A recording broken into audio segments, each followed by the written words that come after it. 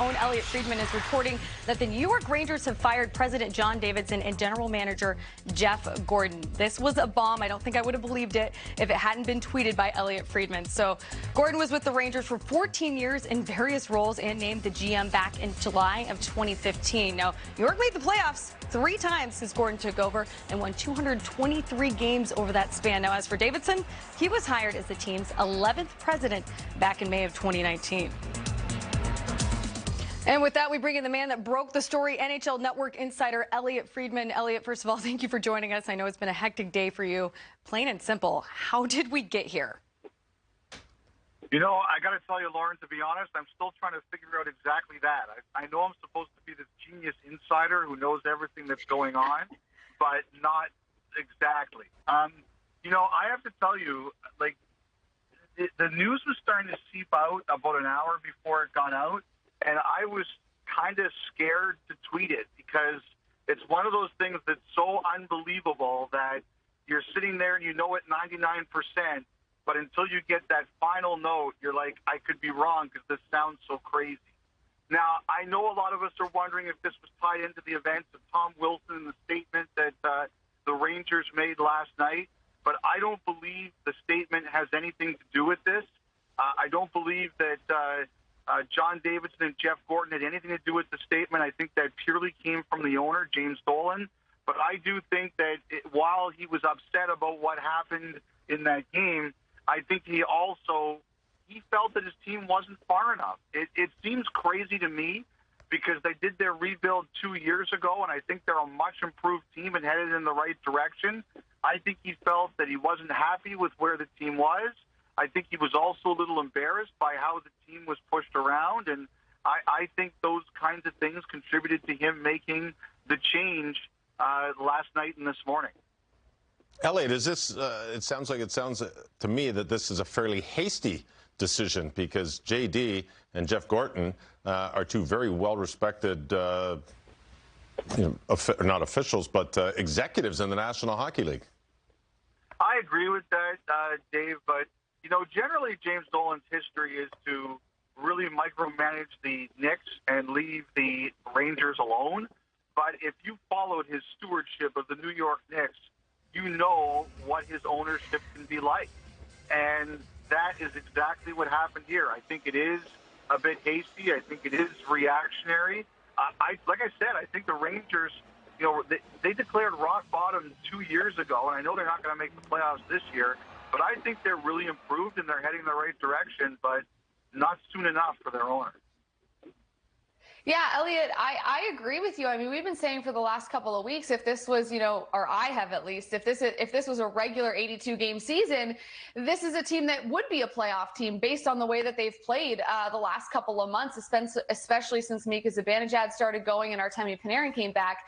You know, I think they just ran out of runway in terms of making the playoffs, and with the way that this 56-game season is structured in terms of how many teams from each division make it. But I'll ask you this. How are people within the organization and close to the organization reacting to this? Because I think everyone feels the way you do, is that this is very shocking news. Well, you know, I had one general manager who texted me after my tweet went out, and he said, "Are you sure this isn't another one of your mistakes?" Like that was the reaction, and there was a lot of holy and a word that we can't say on family television, but we all use in private. You know, people are shocked, Jack. They absolutely are. Like I said, you know, as this was developing this afternoon and word started to seep out that this was a possibility, like you didn't know what to believe. You're like as the time got closer to the news breaking, you know, like you're sitting there and you're saying, I know I'm right, but you still don't believe it. I think the league's in shock. You know, just judging from the text and the reaction I'm getting, I think people are in absolute shock. Yeah, Elliot, I was in shock. If the tweet didn't come from you, I don't think I would have believed it. We heard news about Chris Drury taking over. Is this a permanent replacement, and what's the plan moving forward? Lauren, Chris Drury, I'm told, will be the president and the GM of the Rangers. I'm not 100% sure on just the president title in terms of what the exact wording of that is, but he will be the general manager of the Rangers. He's had numerous opportunities to go elsewhere. Minnesota wanted to talk to him. Buffalo wanted to talk to him. New Jersey wanted to talk to him. And he always said no. And I think long term he wanted to eventually be the GM of the Rangers, and now he will be. And I'm sure they're going to add some staff around him at some point in time, but he is going to be the president and GM of the team. Elliott, following the timeline of what's gone on and getting back to the statement that came out from the Rangers, is the league planning on addressing that statement, or is that going to be handled internally, or have you heard of it anything at all? You know, it's so funny, Dave. I was chasing that last night, and I was not getting any response. So you know that they're thinking of something if they're not telling anyone. But now, in the background of this happening today, I've let it. It's on my. It's one of my next emails to send. Like, okay, now that this has happened, what's the word of the statement? Like, I'll tell you, people were expecting the Rangers to get a massive fine. I don't know if that's still going to happen, but I am going to check on it. Yeah, I think that's what everyone's wondering is that the silence that's come from a lot of different places, you know, the NHLPA as well over the last couple of days. You know, I know we're not supposed to, or you don't like to speculate, but I will speculate and ask you, you know, how you think the league felt about the Rangers making such a emphatic statement following the events of the other night. Oh, there's no way they liked it, Jack. Yeah, I don't have to speculate. I'm not worried about speculating. I think that's probably the safest speculation I could ever give you, that the NHL didn't like that statement. And, you know, like, it's funny. Someone said to me, do you think that could influence George Peros getting removed as the head of player safety? And I said, I think it's the exact reverse. If you try to back Gary Bettman into a corner, he's going to stand up and say, no way.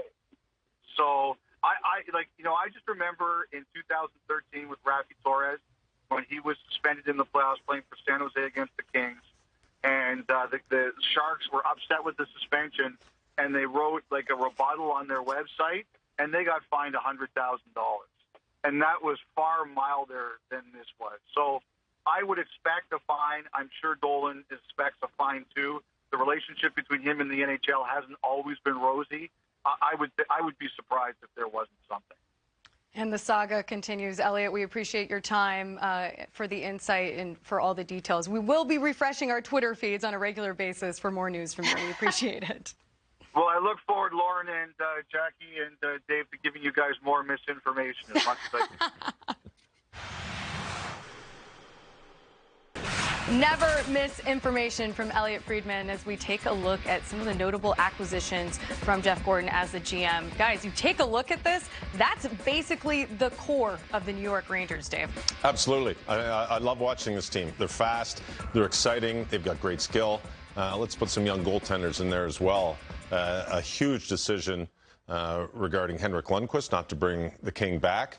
So for me, I think that what's going on in New York on the ice, hockey-wise, is a direct result of what both Jeff Gorton and John Davidson have been doing. So I think they've done an absolutely great job, and I look forward to seeing the Rangers move forward. Next year could be the year they get in the playoffs, which would be 4 years from the time they sent out the letter to say, hey, it's a rebuild. That's a 4-year rebuild. The back of the playoffs would be great. You know, I'm about to go off here because I don't exactly know what more they wanted from their front office. When you look at the way that this team has come together and played this season since Artemi Panarin got back and since Mika Zibanejad, you know, found or refound his scoring touch. This is a team that went 16-6-3 prior to this 3-game losing skid that they're currently on.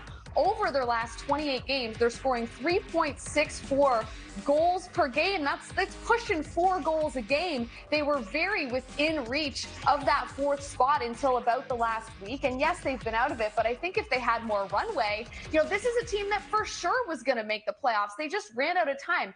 I mean, you know, I'm getting a little feisty here. It's not even Friday because there was a 30-day span not very long ago where Adam Fox led the league in assists over that month, Mika Zibanejad led the league in goals, and Artemi Panarin led the league in points. Those are three big-time superstars. I mean, Adam Fox is a Norris Trophy-worthy defenseman. The transition from Henrik Lundqvist could not have been more seamless. I mean, it has been pretty smooth sailing between the pipes for the New York Rangers. And I haven't even talked about Alexis Lafreniere, their first overall pick, and Kaapo Kakko, who are not even close to reaching their potential. So I look at this team on paper and what they've been able to do over the last month-ish, save for the last 3 games that they've lost. And to me, this is a team that screams, they're coming. And their division needs to be ready for it. So I am blown away that the front office that has put most of those pieces in place has now gotten the axe. You know, now one thing also that we're, you know, may not be hockey-wise, and I was kind of in this situation when I was a short-term general manager with the junior team, the Peterborough Petes, for a couple of years. It is the fact that you have bad, or not bad decisions, you have the opposite decision of your owner.